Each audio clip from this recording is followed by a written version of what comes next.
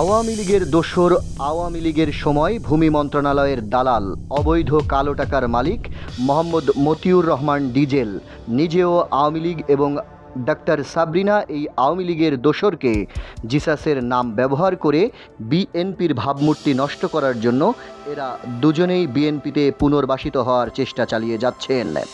এদেরকে সার্বিকভাবে সহায়তা করছেন মোহাম্মদ নুরুজ্জামান ও বিএনপির সুবিধাভোগী কিছু নেতৃবৃন্দ।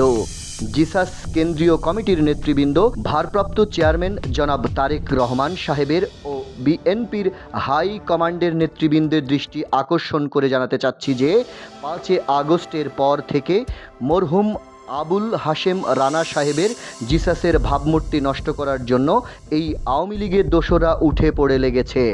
এ বিষয়ে 5 আগস্ট এরপর আমরা বিএনপির দপ্তরে বিএনপির সিনিয়র যুগ্ম মহাসচিব অ্যাডভোকেট রুহুল কবির রিজভী আহমেদ ভাইয়ের শরণাপন্ন হয়ে বিস্তারিত সকল তথ্য দেই এবং দপ্তরের নির্দেশে তাৎক্ষণিকভাবে এদেরকে বহিষ্কার করা হয়েছে।